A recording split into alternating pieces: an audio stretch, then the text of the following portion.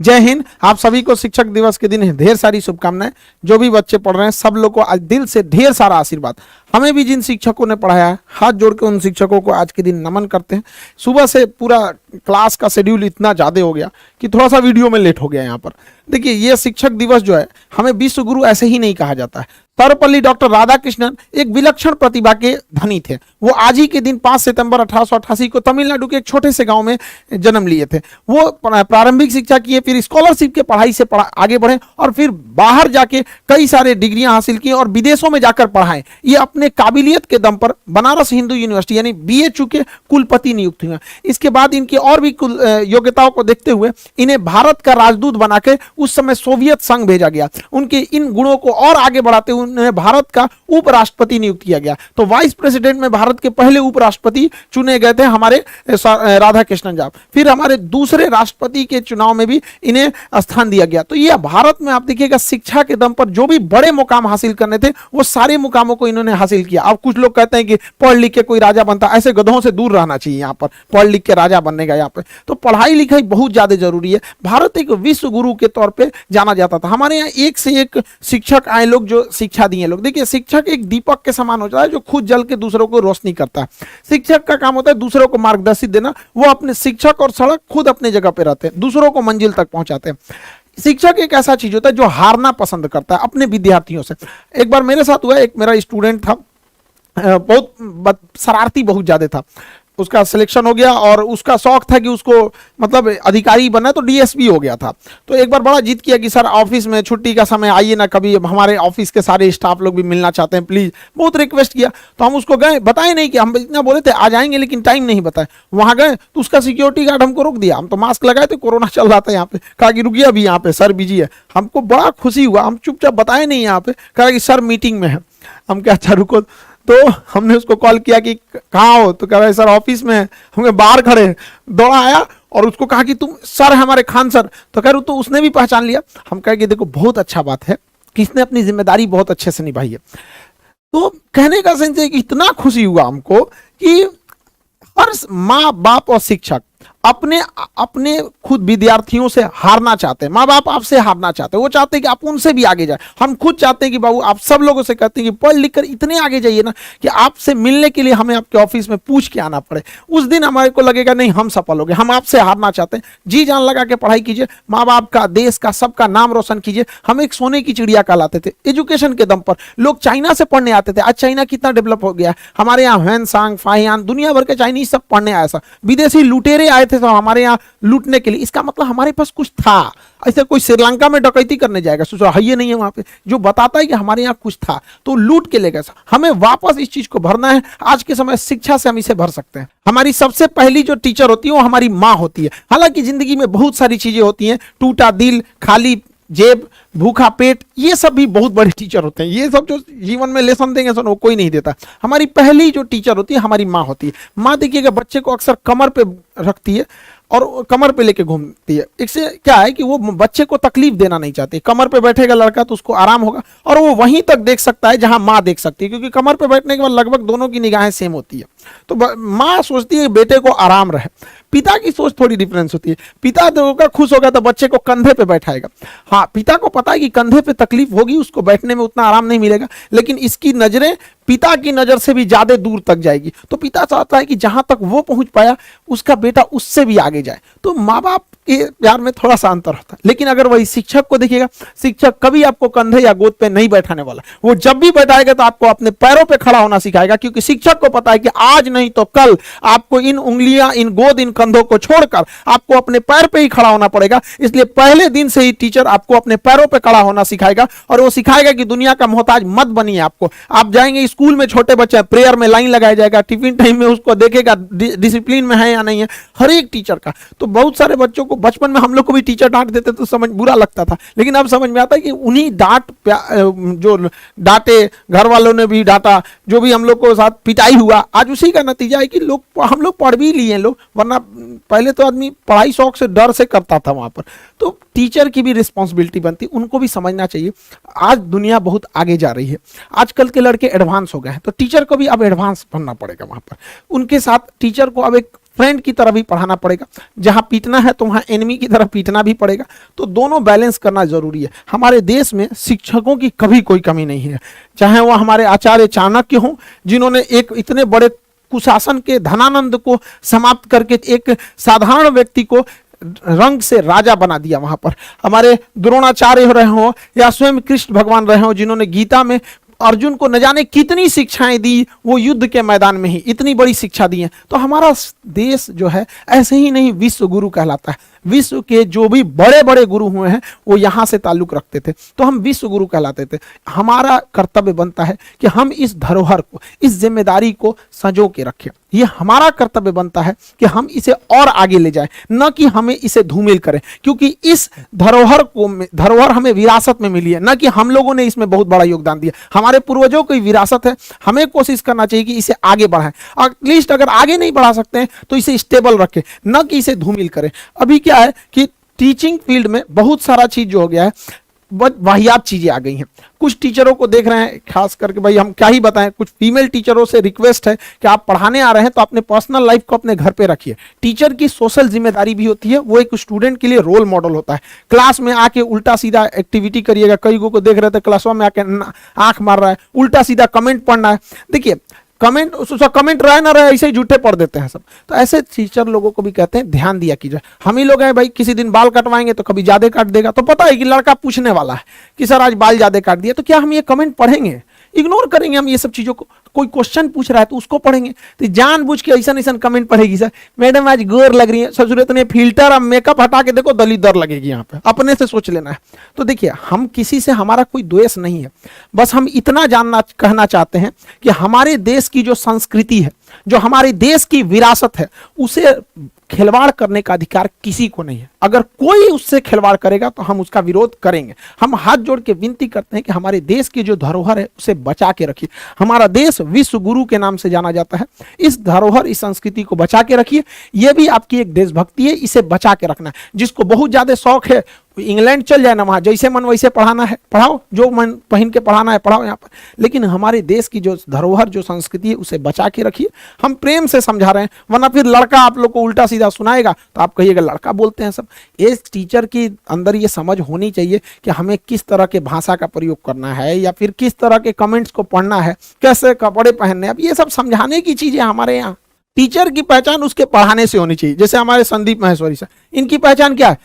Motivational videos देते हैं, इनके कंटेंट जो होते हैं मोटिवेशन से रहते हैं। ये हमारे विवेक बिंद्रा साहब बिजनेस कोच हैं, बिजनेस के नए नए आइडियाज देते हैं। यहाँ पर एपीजे अब्दुल कलाम क्यों जाने जाते हैं? मिसाइल मैन के लिए। खान सर के बारे में अगर कुछ क्यों जाने जाते हैं? तो जटिल चीजों को समझा देते हैं, ना कि नाचने गाने के लिए। यहाँ पर तो कई ऐसे टीचर हैं जो पढ़ाने से ज्यादा नाचने गाने के लिए फेमस है।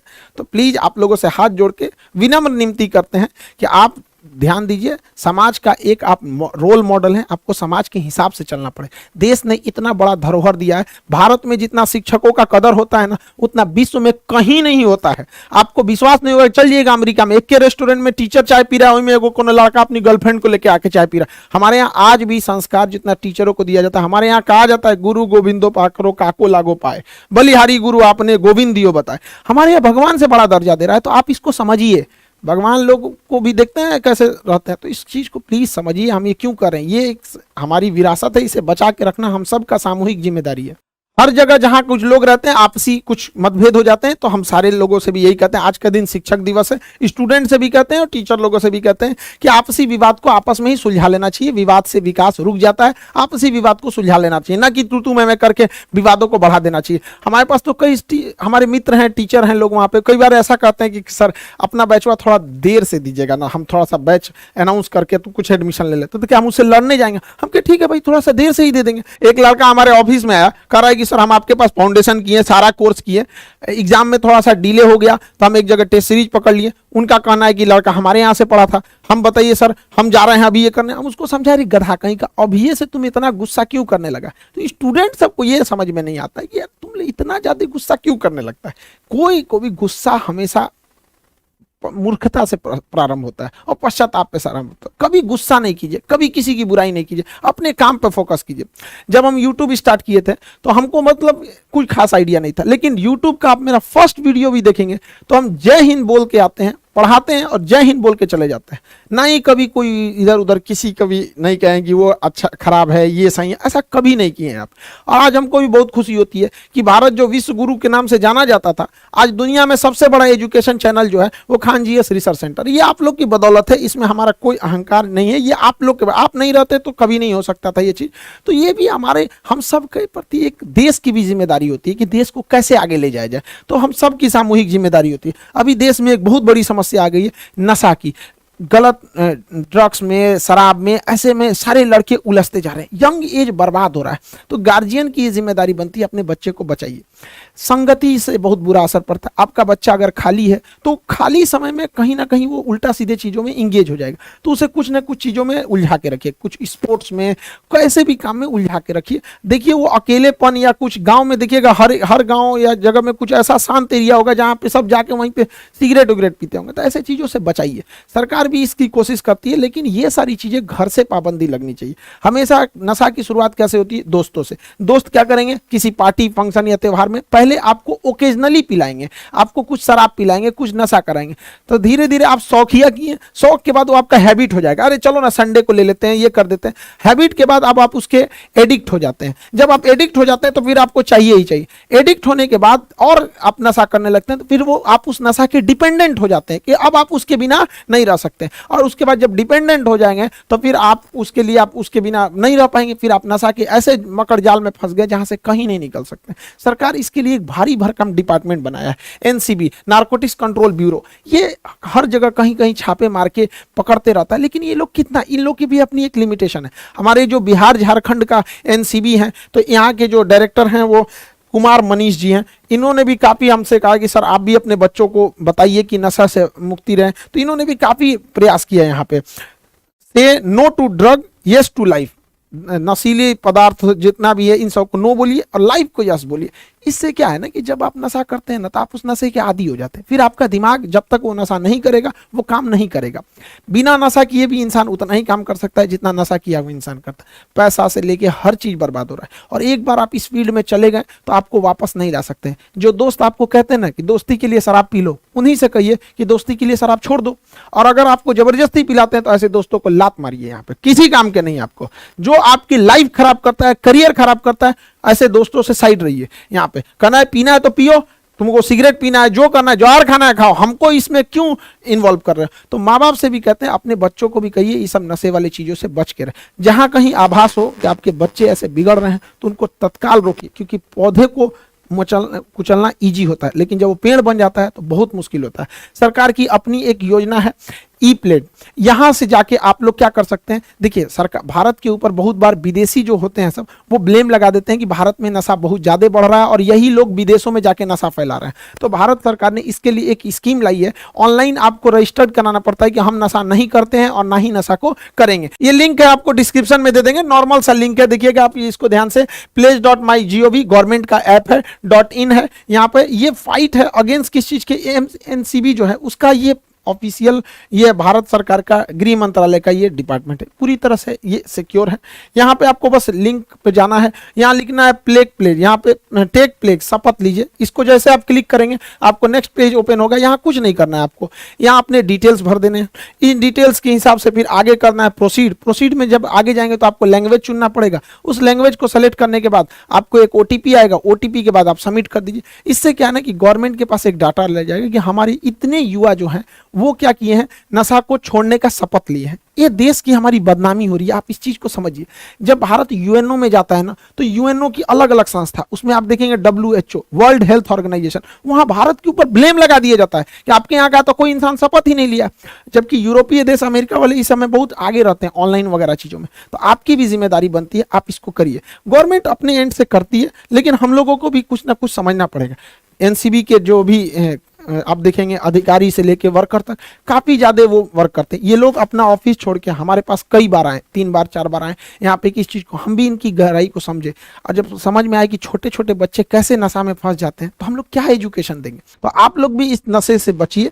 ये एक नॉर्मल सा प्रोसीजर है, 4-5 स्टेप में ये खत्म हो जाता है। कुछ करना ही नहीं है, यहाँ प्रोसीड करना है, डिटेल डालना है, OTP आएगा, भर के सबमिट कर देना, एकदम सिक्योर रहिए। और NDA का एग्जाम जो इस बार हुआ, देखिए NDA के एग्जाम में GS का पेपर बहुत नॉर्मल था, मैथ थोड़ा सा टफ कर दिया था, इंग्लिश साइंस ये सब चीजें एकदम नॉर्मल थी यहाँ पे। तो एनडीए के बैच में भी लड़के, जब प्रशांत सर आप लोगों को मैथ पढ़ा रहे थे तो लड़के हमारे पास आके शिकायत कर रहे थे कि सर बहुत डीप से पढ़ा रहे हैं। अब समझ में आ गया कि मैथ कितना डीप से पूछ दिया था। तो ये कोई बात थोड़ी होती कि सर डीप से पढ़ा, ये तो और अच्छी बात है कि सर बहुत ज्यादा डीप से पढ़ाया जा रहा है। तो एनडीए में भी लड़के ने जो भी बहुत बेहतरीन किया है, उन लोगों को ढेर सारी शुभकामनाएं। अब आगे एसएसबी के लिए तैयार रहना है। जो लड़कों ने थोड़ी बहुत लापरवाही किया है वो लोग सेकंड अटेम्प्ट में करिए और जल्दी से जल्दी, क्योंकि इससे एनडीए सीडीएस ज्यादा टाइम आप लोग को नहीं देते हैं। सब उन लोगों को लिए भाई आप एक हफ्ते के अंदर अंदर आप लोगों का भी जो एनडीए से जो अगले साल वाला एनडीए होगा उसके लिए बैचेज आ जाएंगे। लड़कों का कहना है सर यूपीएससी और पीसीएस के बैच में बहुत लेट हो गया। देखिए वो महल बनाने में टाइम लगता है, झोपड़ी तुरंत बन जाती है। हमको इसको पूरा मॉड्यूल सेट करना है यहाँ पे कि कैसे गांव के लड़के को किस तरह से उसकी कॉपी हम चेक करके मेंस का उसको देंगे, कैसे उसको इंटरव्यू के लिए तैयार करेंगे, कि लंबा प्रोसीजर लगता है। दूसरा 1.5 लाख 2 लाख 2.5 लाख जो फीस है यूपीएससी की, वो हमारे बच्चे अफोर्ड नहीं कर सकते। हम तो वैसे बच्चों को पढ़ाना चाहते हैं जिनके पूरे परिवार की इनकम 3-4 हजार है, एकदम गरीब से गरीब लड़का, वो लोग 2 लाख 2.5 लाख कभी देख ही नहीं सकते। लेकिन इसका मतलब ये नहीं कि गरीब का बच्चा अधिकारी नहीं बनेगा। जिस दिन गरीब का बच्चा अधिकारी बनेगा उस दिन वो गरीब के दुख दर्द को समझेगा और वह जाके आगे उस चीज को सुधारेगा। इसलिए अब कोई भी गरीब इंसान अब वो ये नहीं कर सकता है कि हम गरीबी की वजह से 2 लाख फीस नहीं देख सकते हैं यूपीएससी का तो हम नहीं बन सकते। अब आप घर बैठे बन सकते हैं। हमारा टारगेट यही है कि 1000 रुपये महीने के हिसाब से 12-14 हजार में आप लोगों को अच्छा से अच्छा कंटेंट देके पढ़ाया जाए। और हमारी कोशिश यही है कि हर जगह अब गरीबी को दूर करने की जिम्मेदारी गरीबों के हाथ में रहेगी। ये गरीबी दूर करने के चक्कर में अमीर और अमीर होते जा रहे हैं, अब ये जिम्मा आपको उठाना पड़ेगा। तो आपने बहुत भरोसा दिया हमारे चैनल को, दुनिया का सबसे बड़ा एजुकेशन चैनल बनाया, एप्लीकेशन पे जी जान लगा के आप लोगों ने पढ़ाई किया। थोड़ा सा आप लोगों से विनती करते हैं, क्षमा चाहते हैं कि बहुत लेट हो गया, बट आप समझिए हमारी भी मजबूरी। 2 लाख की फीस को जब सप्रेस कीजिएगा तो थोड़ा टाइम लगेगा। तो आप लोगों से भी कहते हैं जैसे इंतजार किए थोड़ा और इंतजार करिए। पीपीएससी के लिए आएगा, यूपी पीसीएस के लिए, एमपी पीसीएस के लिए, स्टेट पीसीएस के लिए भी बहुत जल्दी आएगा। बंगाल के लड़के आप लोगों के लिए भैया बंगाल पीसीएस भी आएगा, ठीक है। थोड़ा सा हमको थोड़ी बंगाली कम आती ही नहीं है ऐसे तो बंगाली, लेकिन उसके लिए भी आएगा। थोड़ा सा वेट कीजिएगा। वादा है आप लोगों से सबसे कम फी में बेस्ट क्वालिटी आपको देंगे। फिर हर गरीब व्यक्ति जो है वो आगे बढ़ने का, अफसर बनने का सपना देख सकता है। बाकी एप्लीकेशन पे बैचेज जो हैं वो टाइम से हैंगी। अभी 8 तारीख को सुबह 8 बजे बायोलॉजी का बैच स्टार्ट हो जा रहा है यहाँ पे। इस बैच में इनरोलमेंट चालू है, इनरोल हो जाइएगा। वही आप लोग का जो भी है अभी फिलहाल जो 200-300 ही फीस रहती है, इसमें ज़्यादा नहीं रहती है। बहुत जल्दी हम इस बैचेज को लाएंगे यहाँ पर और सारे लड़कों से कहते हैं जी जान लगा के पढ़ाई कीजिए, दुनिया को साबित कर दीजिए। ये खामोश मिजाज जिंदगी हमें जीने नहीं देगी। इस दौर में जीना है तो कोहराम मचा दो। जय हिंद।